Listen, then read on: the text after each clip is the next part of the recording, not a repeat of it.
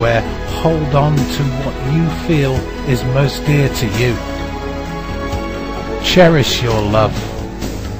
Ignore those bad points, for you met in harmony. You met as soul lovers. Hold on to what is most dear to this world. Love. Hold on to love.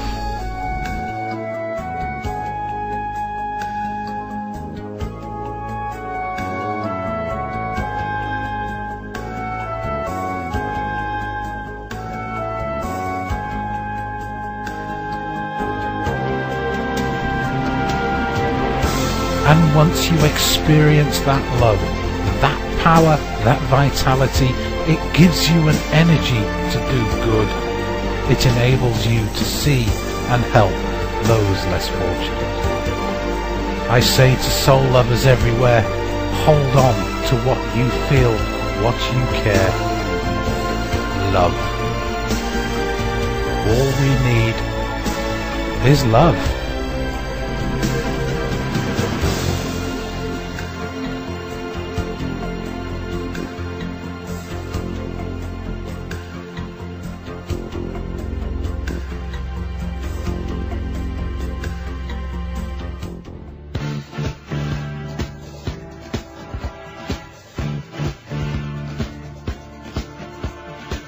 The Edge radio broadcast is looking for voluntary international correspondents and interviewers. Are you able to talk to someone objectively? Can you set aside your beliefs and allow others to express theirs? Can you ask searching questions whilst remaining impartial?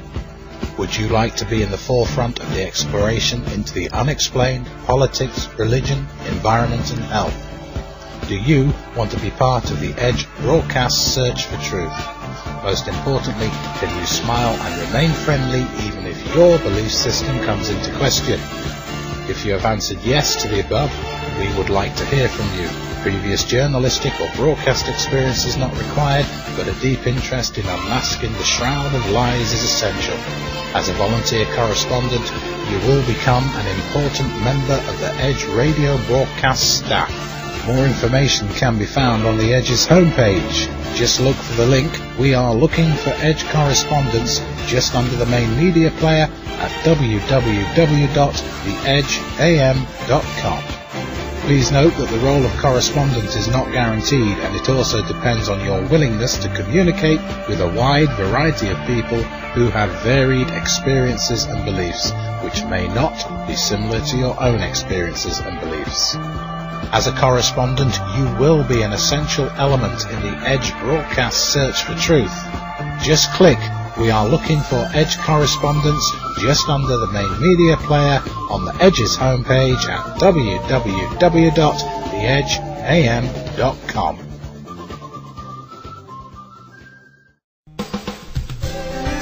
Political and religious news, supernatural happenings, unexplained mysteries, conspiracy theories, and special guests along with your calls right here on the Edge radio broadcast with your host, Daniel Ott.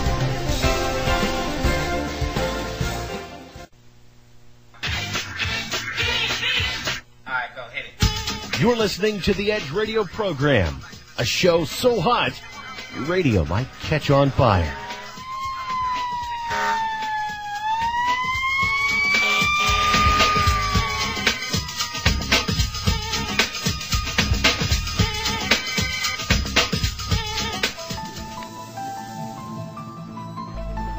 Welcome back. My name is Andy Radford, and this is the Edge's Thursday show, coming from the Edge's UK studio.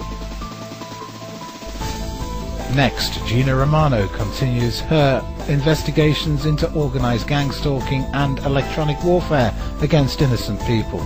This week she interviews Lisa from Wisconsin. Very shortly, Gina Romano will be getting her own Edge show as soon as we iron out some technical difficulties here. So not only will you have this superb Thursday show and Daniel Ott's brilliant live show on Saturdays, we will also give you another show hosted by Edge correspondent Gina Romano.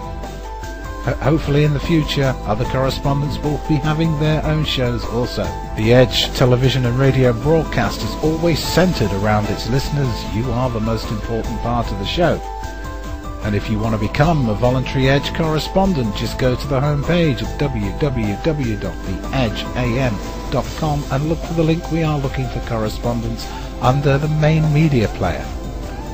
We are also interested in receiving your own video presentations to be played on Edge TV.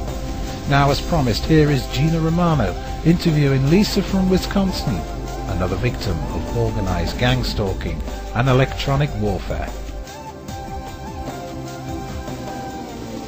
Hi, this is Gina Romano, Edge correspondent. Tonight I'm here with Lisa. Lisa is from Wisconsin, and she is an electromagnetic weaponry harassment and organized stalking victim. And Lisa is going to tell her story tonight. Hi, Lisa. Hi, Gina. Do you want to begin by telling the listeners about your story, how, when, and where, and why, and give us some background? Sure, I sure will. Well, let me start by saying I'm a 52-year-old female. I'm single, and my problems started long before I had any idea what was going on. My husband and I split up. There were some men who were sort of mildly harassing us, both of us. We owned an 8-family apartment building, and some young, I'm going to say Latino men, moved in across the street, and they took a disliking to us, to me in particular. Once my husband and I split up, he moved to another city, and I was left there alone to manage the building and to kind of take care of things.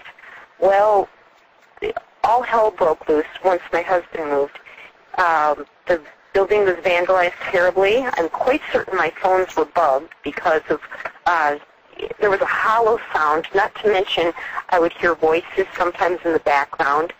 But this went on. It went on at my job. It went on at home. It went on my cell phone. I finally got rid of my phones, moved in with my mother who lived downstairs, and basically gave up all my phones. Well, I was very, very angry. I had a great deal of anger over the harassment. I couldn't get the police to help me.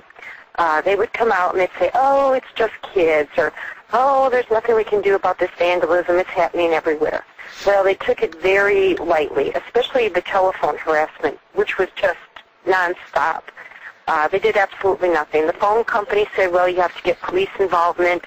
The police weren't interested in being involved. I was pretty much left on my own, Gina. So what I did, I thought, I'm moving to Florida. We're selling this building. I'm getting out of here. Well, I moved to Florida. I wasn't there. I had just arrived. And when the security person, the person who handles locks, he let me in, and when he saw my face, he did a strange sort of double take. I remember, because I'll never forget, he looked at me like he had seen a ghost. Obviously, he seemed to recognize me. I don't know how, but he had this bizarre look on his face. Well, I didn't think anything of it. Within 2 weeks, all of my harassment and my problems started again. Now, in Wisconsin, when I was living with my mother, I was living on the ground floor, and there was a basement underneath us. Well, I used to feel this strange sort of vibration, and I thought I was having some neurological problems. But once spring came and I started walking, started sleeping with the windows open, it seemed to pass. But all winter long, while I was still in Wisconsin, I used to get this buildup of pink stuff. I almost think it was like like insulation, if you will. And it seemed to be a layer of dust, of this pink dust over everything. Anyway, I almost sensed that somebody was blowing insulation in my room while I was sleeping. Well, so going back to Florida, once again, I started getting the harassment. I was getting fumes into my unit. I was on the second floor of a condo. I was getting people entering my